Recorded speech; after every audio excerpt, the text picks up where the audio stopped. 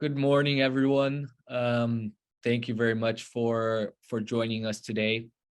Today is going to be a very interesting discussion on clean fuels. That includes renewable diesel, sustainable aviation fuel, um, biodiesel, and anything that falls under the biofuel category, as well as some of the clean fuels of the future, such as hydrogen. Very happy to be here today. My name is Arthur Deacon, and I lead the energy practice at AMI, America's Market Intelligence. We're a market research firm focused on Latin America. As people start trickling in, I just want to start a little bit different today and kind of give a brief overview of the opportunities we're seeing before going to a quick presentation and then the panel discussion with our colleagues from various institutions. Just as a reminder, feel free to ask questions at any point using the chat box. We will answer those questions during the Q&A section in about 15 minutes. We want this to be as interactive as possible. We want to answer all the questions you have, so don't be shy. Feel free to use that chat box as you see fit. Just looking at biofuel production, it really is a pretty fascinating subsector within the energy transition because it's something that's been around for quite a while, ethanol, diesel, biodiesel, but the scale that we need to see growth through the next few years is pretty astronomical. So in terms of biofuel production, and under biofuel, like I mentioned, you have renewable diesel, you have sustainable aviation fuel, you have ethanol, biodiesel. But in the broader category of biofuel, production needs to increase around 400% by 2030 under the IEA's, the International Energy Agency's net zero scenario. So that's a pretty large number. Of course, we're seeing large numbers in everything from hydrogen investments to renewable installed capacity, but 400% by 2030 is pretty one of the largest numbers I've seen, for example. And just for those that don't know, biofuels is a fuel made from biomass, so waste and residue, instead of petroleum, instead of crude. Instead of extracting the hydrocarbons from the earth and releasing additional carbon emissions into the world, you use the carbon that's been collected by waste and by residue. And the emissions are essentially the same when burning it, but the life cycle emissions, the total emissions that you're adding into the atmosphere is much lower. It can go from anywhere from 60% to 99% lower greenhouse gas emissions. One big focus right now is SAF, so sustainable aviation fuel. It's a biofuel that is somewhat in its initial stages, but the reason why it's so exciting is because there's not really any other alternative in the aviation sector to decarbonize its operations. So electric aircraft is pretty limited to short haul flights because of battery size. Hydrogen power commercial aircrafts really are only a reality by 2035. There's been some announcements on hydrogen fuel cell aircraft being tested, and Jerome, who is our hydrogen expert in the call today, will touch a little bit more on real world hydrogen applications. But we really see SAF, sustainable aviation fuel, as the only reality right now to decarbonize the aviation sector. It's a drop in fuel, so it works with existing engines. And airlines have already conducted around 500,000 or so flights with sustainable aviation fuel. So it works, it's safe.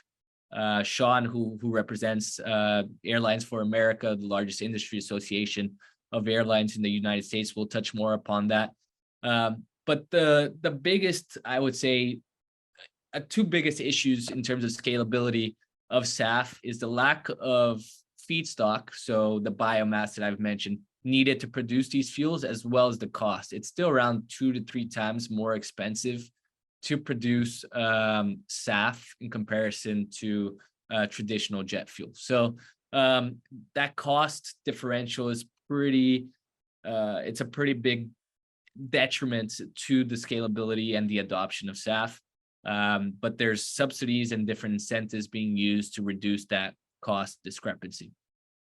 What we see right now is refineries, from Total to BP to Neste, they're actually retrofitting their refineries to produce SAF because they see the massive market opportunity that exists. So, for example, refineries produce around 1 million metric tons of CO2 per year.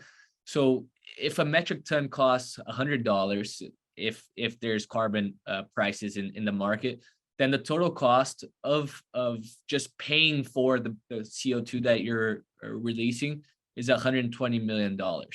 So that's going to cut into margins. They're going to decline significantly.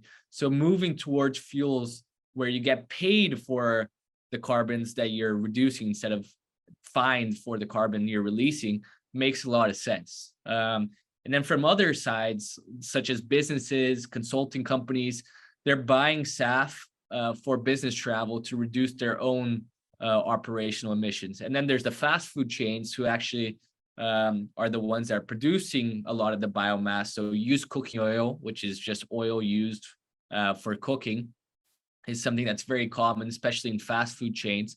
And you see some of these fast food chains making more money selling UCO than selling a burger or some fries. So lots of opportunities in several different aspects of the value chain.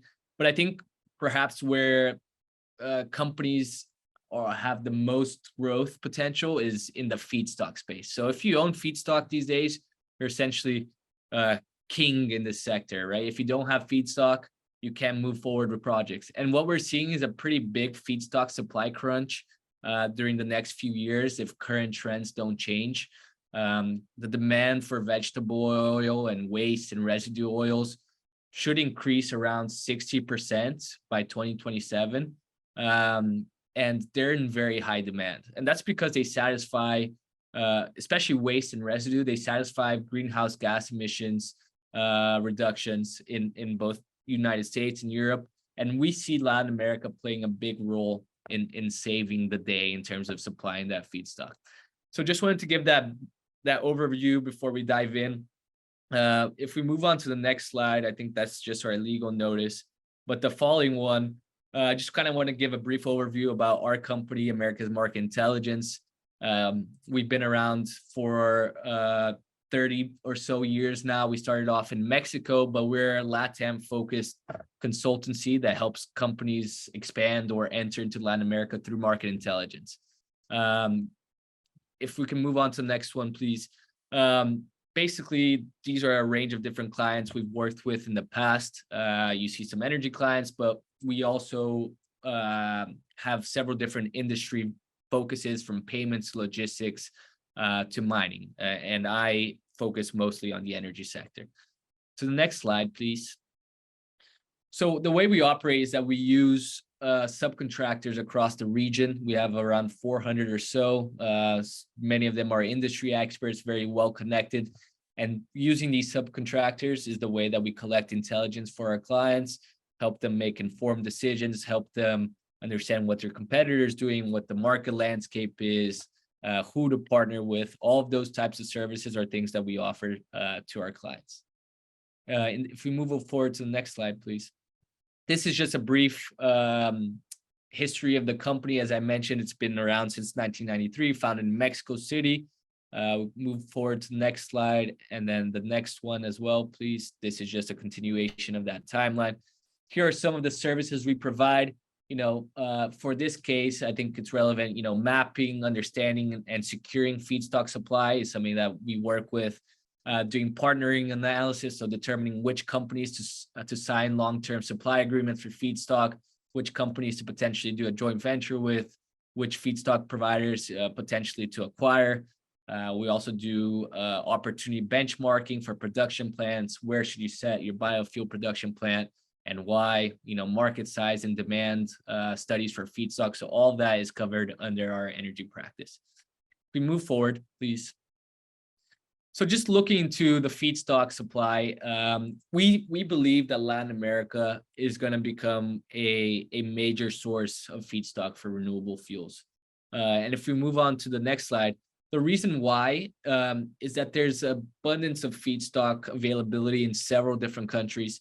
They're close to production facilities in the United States, in Canada. They also have existing transport infrastructure, from the Gulf and the Pacific, where you can ship a lot of this feedstock to European plants or Asian plants.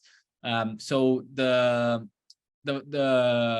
factors are all there. There's low cost of labor. So all of those things combined, in our view, makes Latin America very appealing in terms of feedstock provider for cleaner fuels. Just looking into Mexico, for example, they consume around 1.2 billion liters of cooking oil annually. Half of that's used around in food and gastronomy industries, and the rest is in households.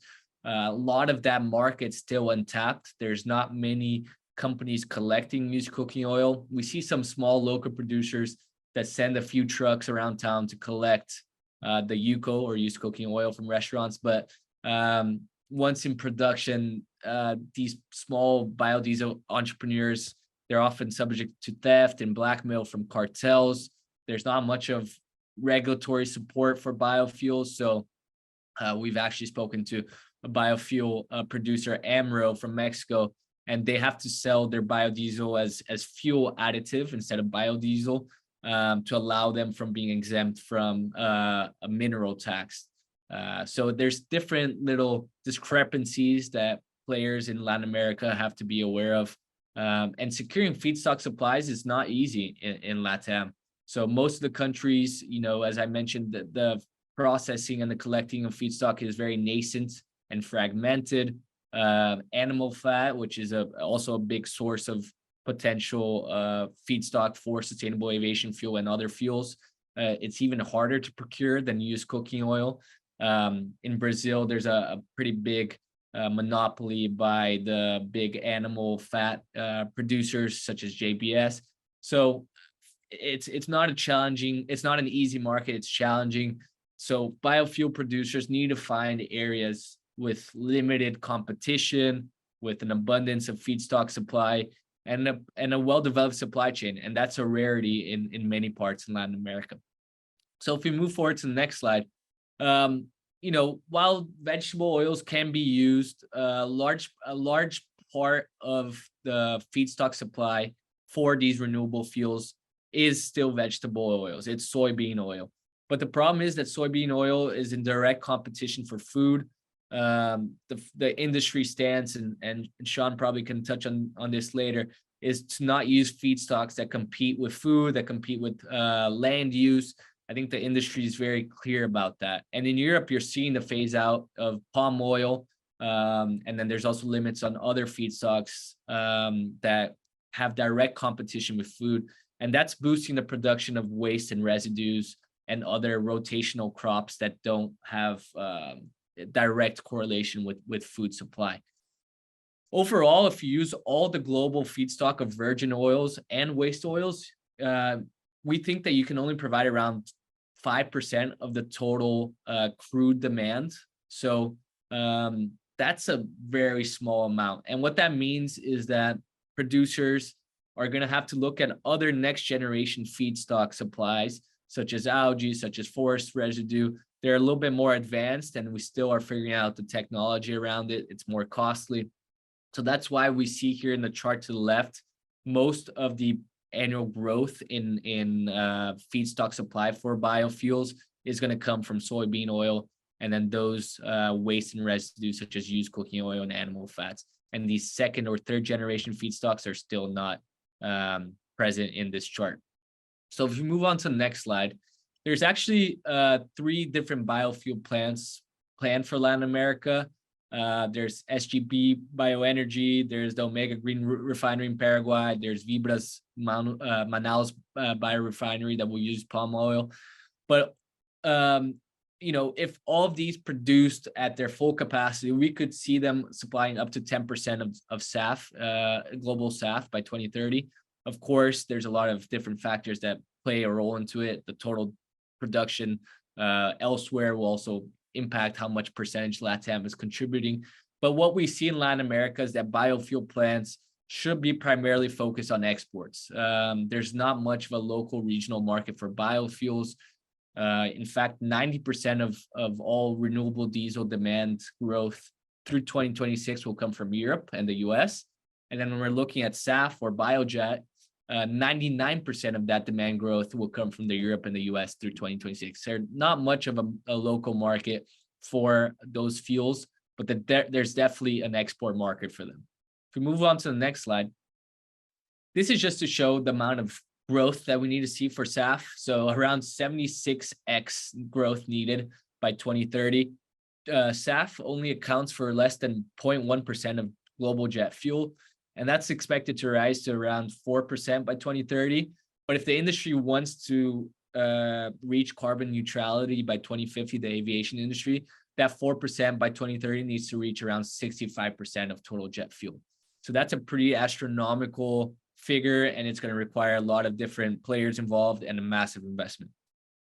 Just quickly moving on to the hydrogen section before we dive into the panel. Instead of moving slide by slide, if we can move forward to the next slide, just kind of wanted to go over an overview. So in terms of hydrogen projects, there's around $240 billion that's been committed to hydrogen projects, but only 10% of that has reached final investment decision, which means that the project is actually going to move forward. That's around 22 billion. To reach net zero, goals, or stay on track to net zero goals, that 22 billion that we have already committed needs to become 700 billion. So it's a massive amount of growth. Only 3% of the total announced hydrogen investments have been committed. There is a big hydrogen hype. I think this time is going to be different than what we've seen in the past decades, but there are going to be a lot of applications that don't work out. And Jerome is going to talk about it a little bit later, which applications are real, which applications actually have a economic sensibility behind them. The reason why hydrogen is complicated is because transporting it is still very challenging. It costs 6 to 7 more times more than transporting other fuels such as ammonia. There's not really an existing continental pipeline infrastructure. There is pipeline infrastructure between countries, but if you want to ship hydrogen overseas, you're going to have to liquefy it, and that means bringing it to around 260 degrees negative Celsius, which is almost double of what we have to freeze LNG or cool it. So that's going to require a whole different set of infrastructure. You need higher grade steel for it. You need different kinds of ships. So what we see is that for 2030, hydrogen itself doesn't have much application for power generation as such. What we see it as more valuable is in the production of derivatives such as green ammonia or green methanol. So using hydrogen from renewable sources to produce cleaner end uses. And then the ammonia and methanol can be used in the chemical sector. It can be used in the fertilizer sector. So that's what we see hydrogen having the most application, is in the production of derivatives rather than in its crude form for power generation. There's other sources such as renewable energy that are more cost competitive than using hydrogen for power generation.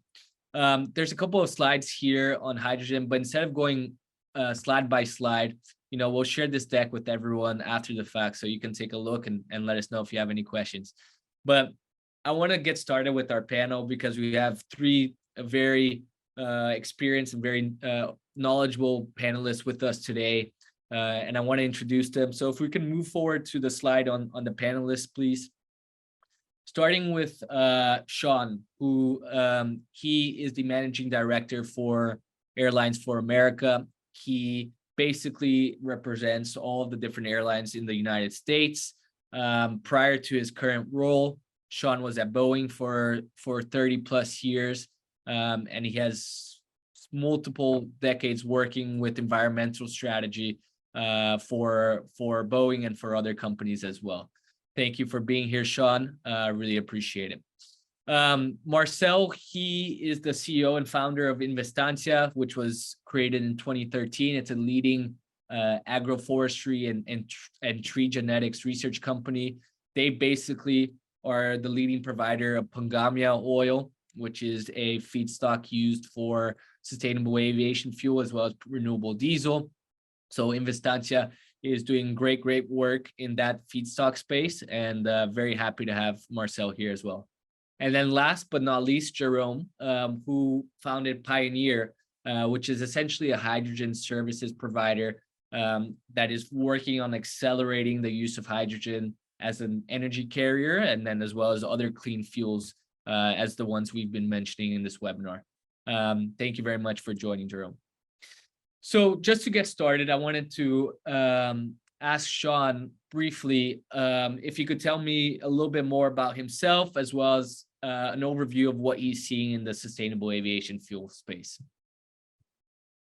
Hi, thanks, Arthur, and thanks for having me here today.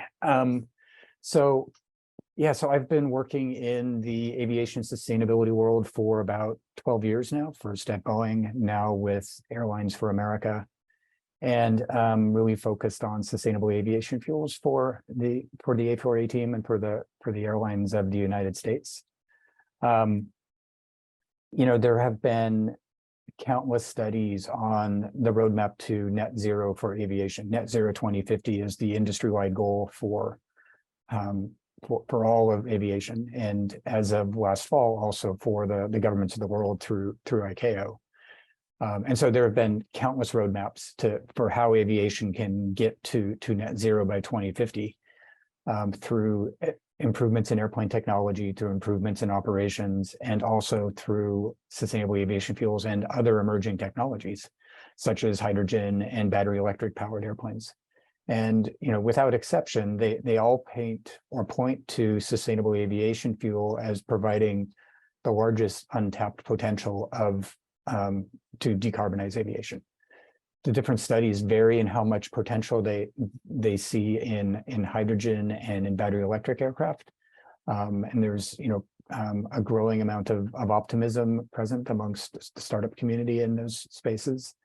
But as you said in your opening remarks, Arthur, the fundamental limitations of batteries and their ability to carry the amount of energy they're able to store and carry limits the size of aircraft they can address. Hydrogen has a bit more potential, but has a bit more development yet to do, but there are people working on that, and they may be successful and they may be able to grow their potential addressable market by 2050. But as an aviation industry today, we see sustainable aviation fuel as being technology that's ready today and just needs the right investment and incentives to allow that potential to grow and meet its potential. So we're putting a big focus on sustainable aviation fuels.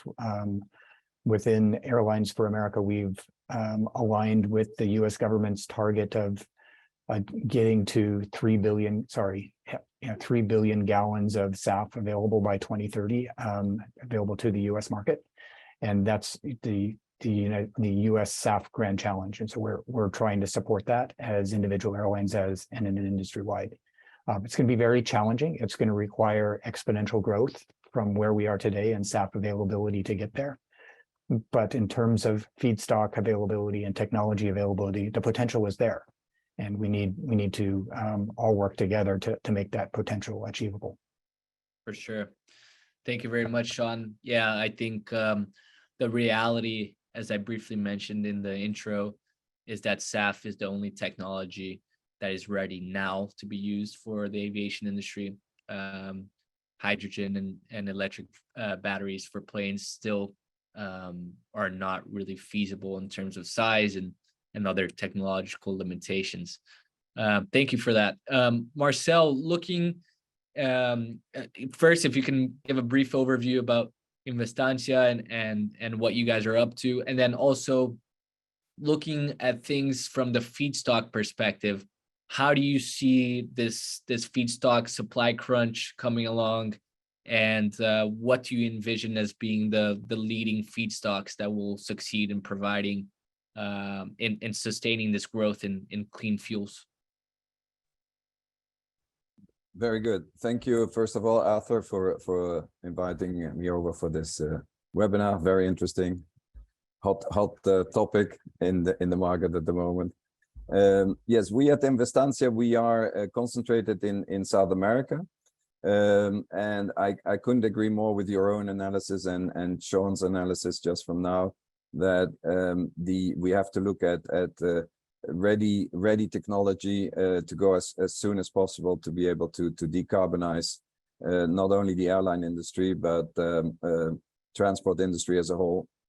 But the airline industry seems to be the first one, the lowest apple on the tree, and there are not a lot of options there. So feedstock is really the bottleneck there.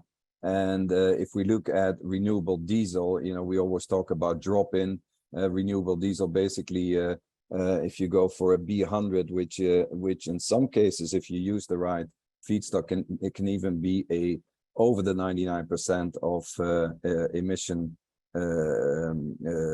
diminishing, what you mentioned earlier, because if you do that from you combine it with sequestering carbon, like we try to do with trees, you are actually sequestering more carbon from the process of making the feedstock than from the emissions of the feedstock produced by it. So that is sustainable into without an end. So an introduction into Investancia, we started about 10 years ago with the idea to install in South America. Why South America? Because it's the area where looking at carbon sequestering is really the Valhalla for carbon sequestering. I love a slide that one of the agroforestry companies always use. They're showing two trees with the same size, exactly the same size. One tree, it took 60 years in the European Northern Hemisphere to grow, and the other one, it only took 6 years to grow in South America.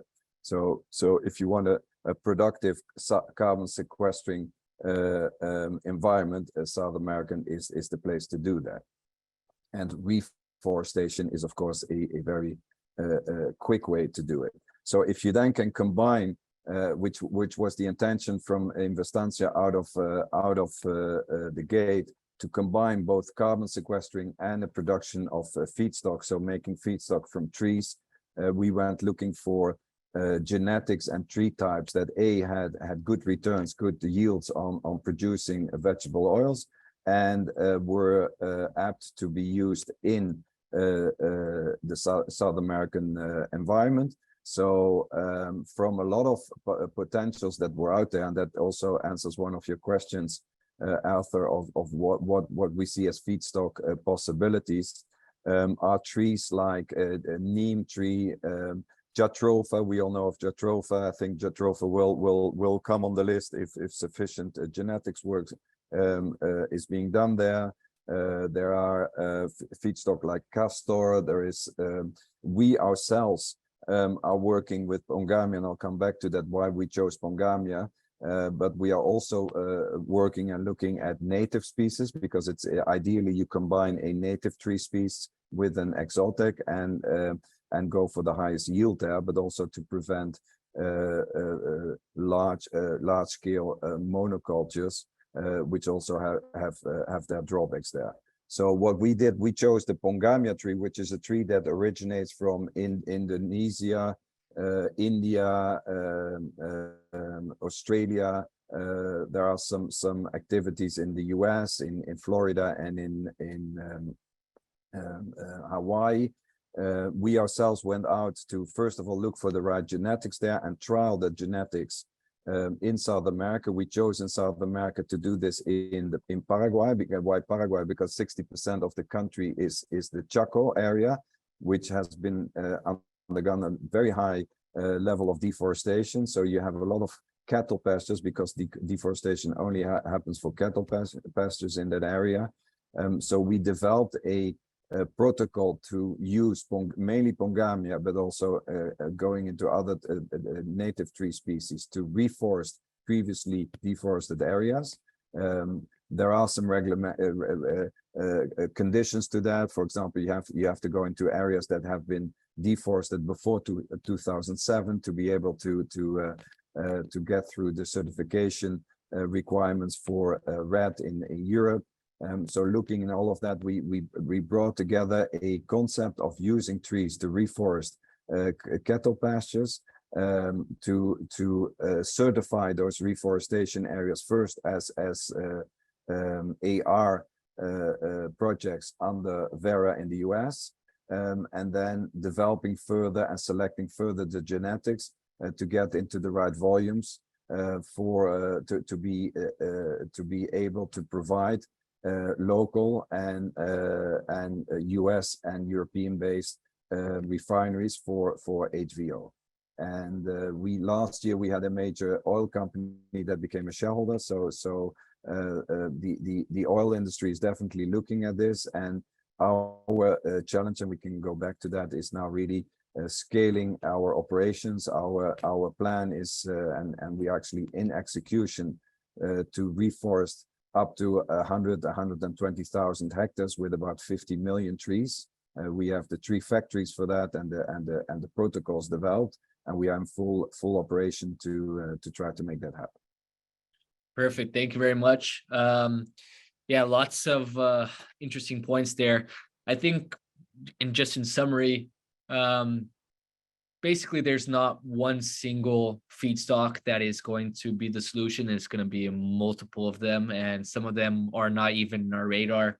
Carinata oil is something that's been a little bit of a hot topic in the southeast of the United States. It's a rotational crop that can be used for clean fuels, but also for animal feed. So there's several different feedstocks that are being developed, and it'll be interesting to see which ones stick the most. But thank you for that.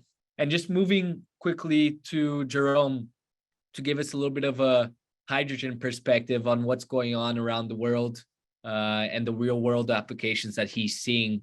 And just as a reminder, if there's any question from the audience, I see there's one question here that we'll answer next for Sean. But if there's any other questions, please feel free to use the chat box to the right. Jerome, please go ahead. Hello, everyone. Thank you, Arthur, for inviting us to this webinar. It's very interesting. We are very proud to be part of this panel. So I'm Jerome Gossett. I'm the founder of Pioneer. As you mentioned, we are a consulting and service firm for hydrogen, and we are helping companies enter this market and develop their activities in this field. Many sectors sees that are now aware of the potential of growth for this market, so they are willing to transfer their existing expertise to this new sector. My background is mostly related to technology, research and development, but I always worked on projects and technologies that were quite mature and reaching the market. And I covered nuclear, CO2 capture, and of course hydrogen. I was lucky enough to manage a large research center, so I covered a lot of things in energy. So give us a good understanding of all the pros and cons of the different technologies and how hydrogen can build on those and find its right applications. Since 2015, I'm living in Canada, in Montreal, and since 2017, I created the Pioneer and developed our activities in hydrogen. We're working on different fronts, but what we see today in the market is really a strong push. I remember I was in 2011 in charge of a company making fuel cells and electrolyzers in France, and I was asked to stop the R&D and develop the market. It was really a challenge. It was a very heroic time to find customers, and it was too early. That there was no interest in the market. It was really difficult. Now the situation has completely changed. Of course, the pressure of climate change is here, and we see many tree applications that are taking off today. The first one, no doubt, is the e-fuels. So synthetic aviation fuel first, ammonia, but also methanol. And synthetic diesel are examples of these syn fuels.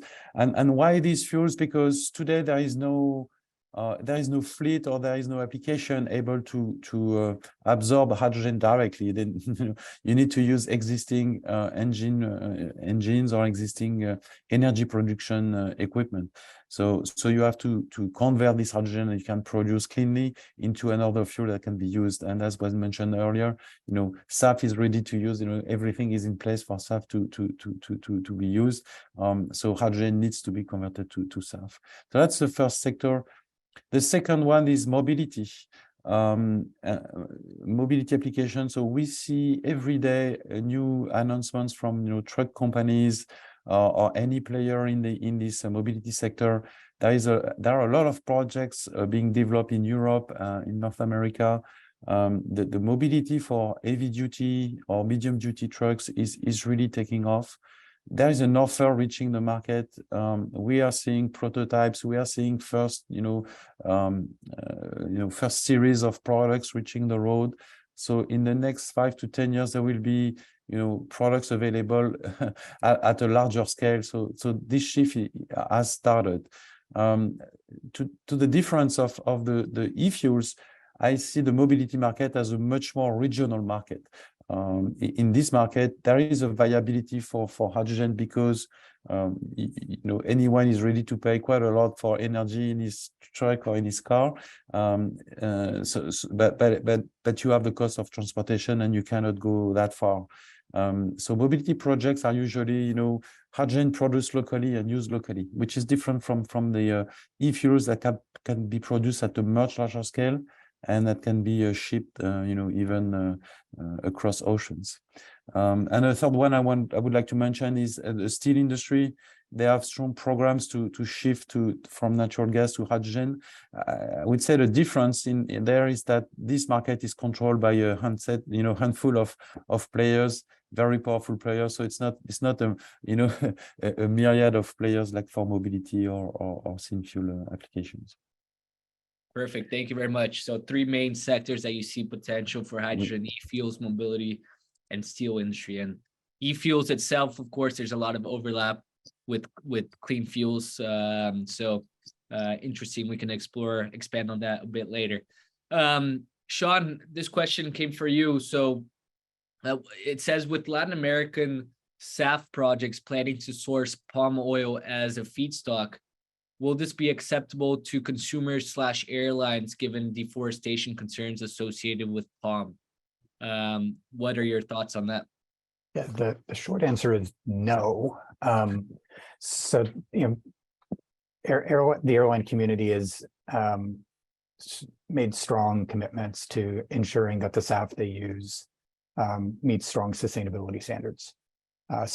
And palm is, within Europe and within the US has been explicitly rolled out in the regulatory frameworks. So palm wouldn't be acceptable as SAF in Europe, and it would not qualify for any of the incentive mechanisms that make SAF viable in the US. So palm is both not acceptable to the US airlines for sure, as a feedstock, and is not really acceptable in a regulatory framework.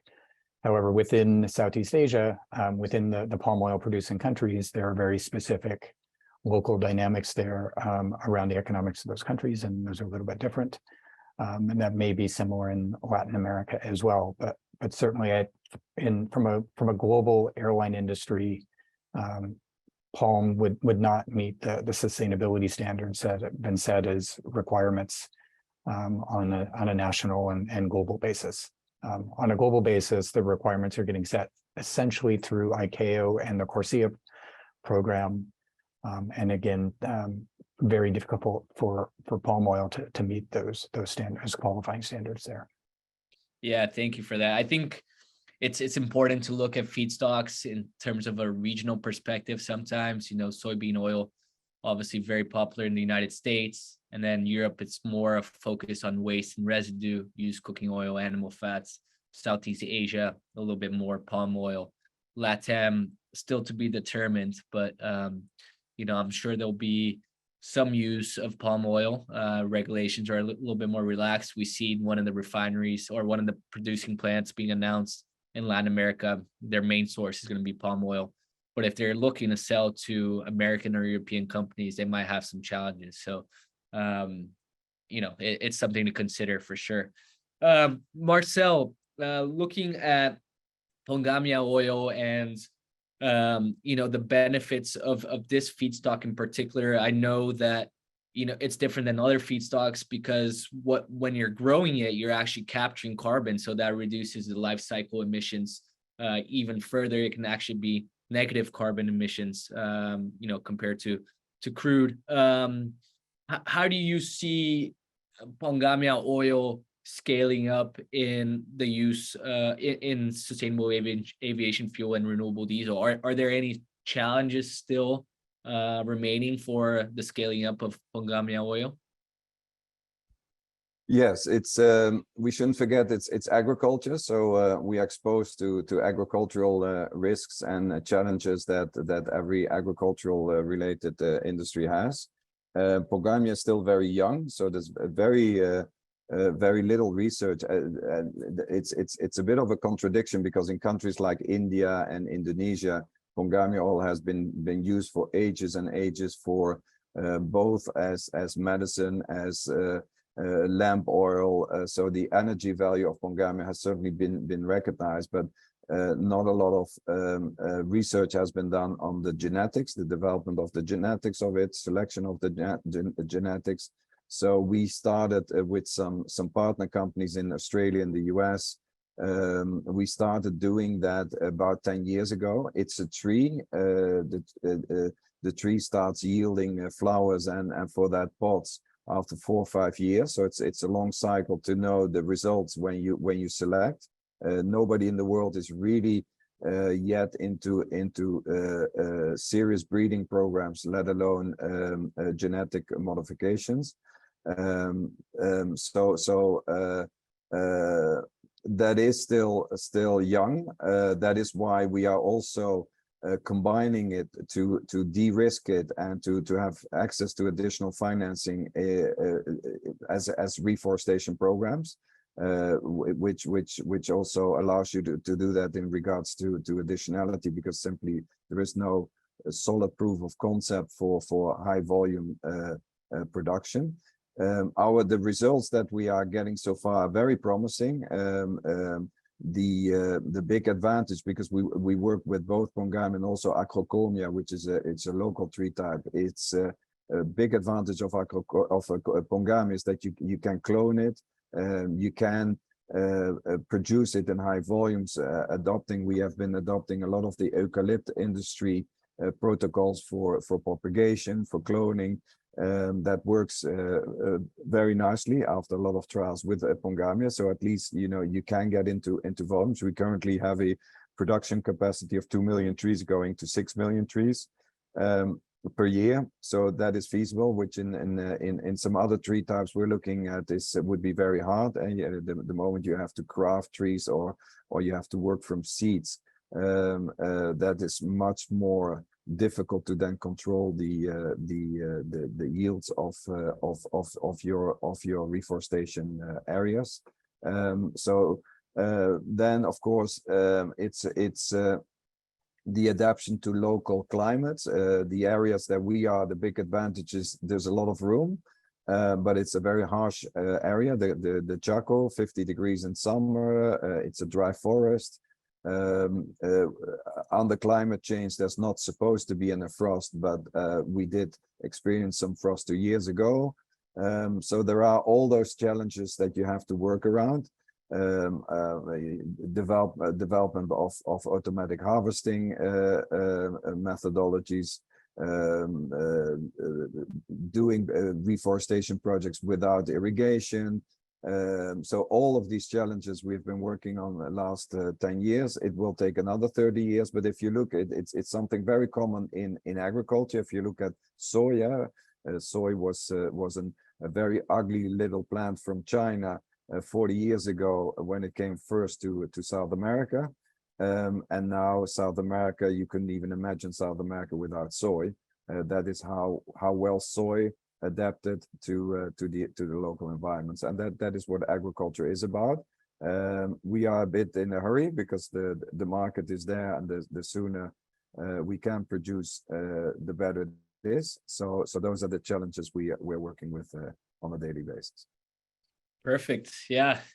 I think sometimes companies get very excited about new feedstock and think that they can just go around collecting it or planting it, but it is a lot more challenging than what it looks from the surface. So thank you for that perspective. But still a lot of potential for sure. Jerome, looking into e-fuels, it's sustainable aviation fuel. It's probably 2 to 3 times more expensive depending on the feedstock used, et cetera, et cetera. E-fuels are around 5 times more expensive. And there's still a lot of limitations in terms of having enough renewable energy capacity to produce green hydrogen. Also having electrolysis costs low enough to make it feasible. How do you see the e-fuels market materializing? There's a lot of projects in Chile, southern Chile, where renewable costs are very low and there's high capacity factors for wind plants. But how do you see the e-fuels sector in specific going forward? Yeah, the cost challenge is definitively an issue for the e-fuel sector. However, the push is so strong on end users, and there are different origins for this push, that today we see companies committing to supply this kind of fuel because they need to plan for the long term. And I have in mind, for example, the maritime industry. When you're investing in a ship, this ship will be operated for the next 40 years. So if you're planning for your ship that will be delivered, let's say in 2028, and then you need to secure the supply for already today, and you have to make sure you will have, say, ammonia for this ship for over the next 40 years. So there is this push already. Companies anticipating what is going to happen. In Europe, of course, with the situation in Ukraine and the relationship with Russia that has impacted the gas market, there is the desperate need for clean gas. So here also there is a push, for clean hydrogen, maybe synthetic methanol or synthetic natural gas. These are options that are completely reshaped by the current context. The technology roadmap for the electrolyzer is quite well established. We know there is a lot of potential for cost reduction. This industry has been a very niche industry, a bunch of very small companies, almost workshops, a few companies around the world, and now this is an industry that has to grow at an amazing pace, and deliver huge amounts of electrolyzers. It's like SAF, the exponential increase needed is just crazy. But this is the room that will be created to bring down the cost, because you will have a strong, an amazing increase in the production rate. However, what we see in different geographies are tensions on the power supply. And the main concern is, okay, will there be enough power to power those electrolyzers, and will this power be cheap enough? We are working for a customer, actually an e-fuel manufacturer, and we are developing projects for them here in Canada. And the main obstacle, or the main hurdle I'm facing are the power supply, and depending on the provinces in Canada, which are very different from each other, some provinces are relying heavily on clean power for their own decarbonization and decarbonizing the buildings and the mobility sector. So they are very restrictive on how you could use power to produce hydrogen. And the province nearby, they will be the opposite. They don't have an internal demand strong enough, but they would like to develop wind projects and other renewable. So they're very keen in producing hydrogen and exporting that. So depending on the jurisdiction, we will see very different policies in place, and some may be really difficult for green hydrogen production. In Europe, we have a situation where Europe is pushing for renewable energy per se. So they have a lot of excess power at times. So they need hydrogen to manage the grid. So this is a different situation where the hydrogen is seen as a way to cope with intermittency in this market. For sure. Yeah, I think the lack of sufficient installed capacity of renewables is a big detriment in terms of scaling up. You know, Sean has to go soon, so I'm going to ask him one last question, but just also wanted to touch upon the fact that clean fuels is something that's being explored pretty heavily in the shipping industry. You know, there's been not much coverage on that, except for people that work closely on the shipping sector. But the reality is that once you retrofit engines, they can actually run on around 95% methanol, green methanol, or green ammonia, and you can just do the remaining 5% with diesel. And those same engines can actually run on 100% diesel. So if you don't have access to methanol or ammonia in the port that you're fueling up, you can resort to the conventional fuels, and that limits that gets rid of some of the distribution network limitations. You know, I think green methanol makes more sense for shipping, just because of its chemical composition, but you still need to figure out how to capture the carbon when you're producing green methanol. There's a lot of investment going into it, and we'll see what happens in the next couple of years. Sean, before you go, I just wanted to ask you, well, what is, you know, the most exciting thing you're seeing about SAF? Anything recently that's caught your attention that you think would be good to share with the audience? Well, I think the thing that's exciting to me, as somebody that's been messing around in this stuff for about 10 years, is the breadth of interest coming from the investment community today.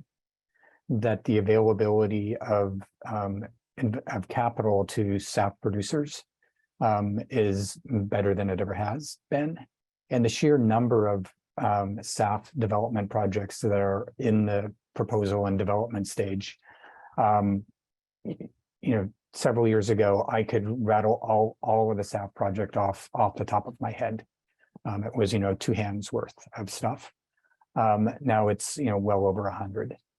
So that just the breadth of the number of projects, the breadth of where the capital is coming from to support those projects and really drive the creation of those projects is really exciting. And one little anecdote to that point, you know, just yesterday, United Airlines announced its $100 million investment fund for SAF, of which, you know, with several partners, including Boeing, GE, JP Morgan, is part of the community to help SAF development.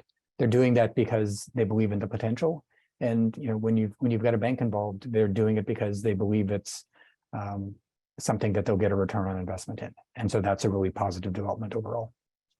Exactly. No, very interesting. Yeah, I saw that announcement yesterday. It really shows how it's becoming more mainstream. You know, it's not something that's in the fringes anymore. And at the end of the day, people are not going to invest in things that are not going to bring them returns in the future. So the economics make sense. The business case makes sense. And we're going to see a lot more of those announcements coming soon. Thank you, Sean, very much. Appreciate you taking the time and speaking to us. But thank you again. Thanks, Arthur. Bye, everybody. Bye-bye. And Marcel and then Jerome, to kind of wrap up. Marcel, what's the most exciting thing you're seeing in terms of feedstock provision for clean fuels? And it can be focused on Pangamia, or it can be focused on other feedstocks. What's been grabbing your attention lately?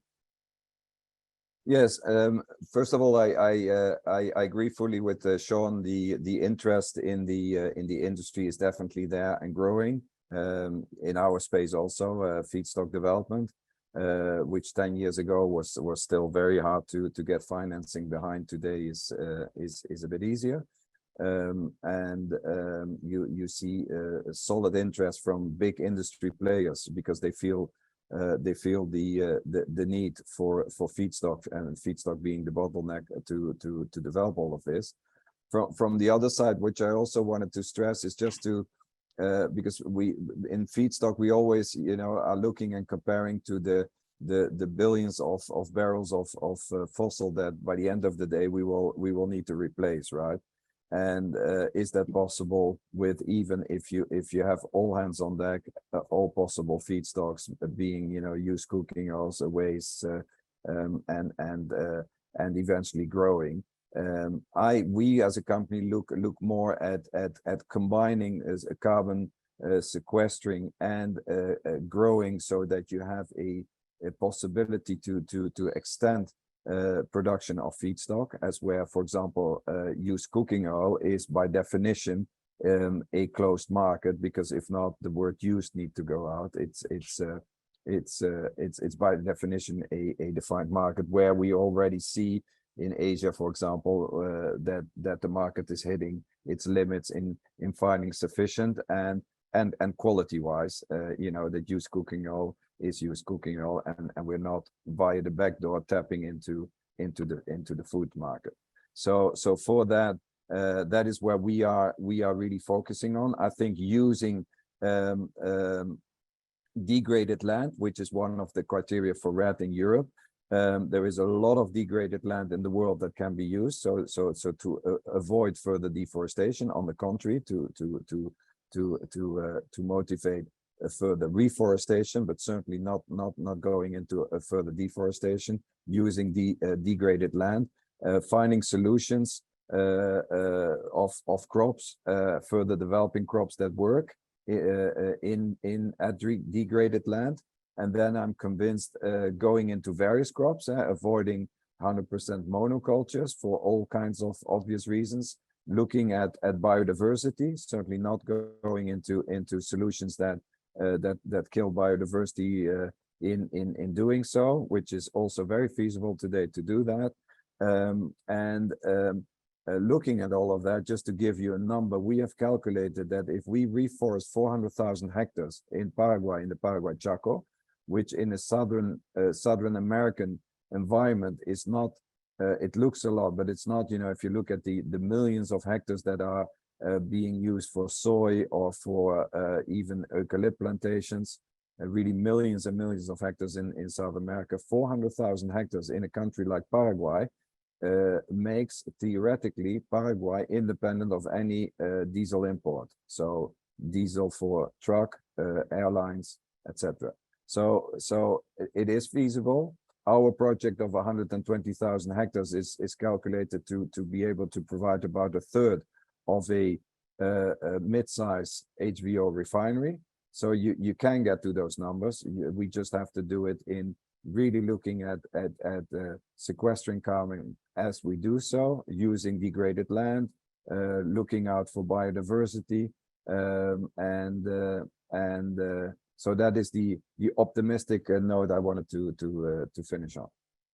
Great. No, thank you. Yeah, I think that's an important note. The fact that if you develop significant amount of feedstock and then have production facilities locally, you can get some energy security, and you can be independent from perhaps a nation that is not always reliable. So that's another good point. And Jerome, to close off, what's exciting you the most in the hydrogen industry? What's exciting me the most is the number of companies entering this field and coming from all directions, all sectors.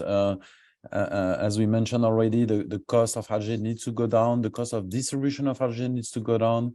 And seeing logistics companies, seeing equipment parts, companies making parts or valves, whatever, entering this field and bringing all of their expertise, their manufacturing capabilities, will bring the cost down very fast. So that's very exciting. Absolutely. Yeah, the hydrogen hype is very, very real, and hopefully it materializes this time around. I think it will.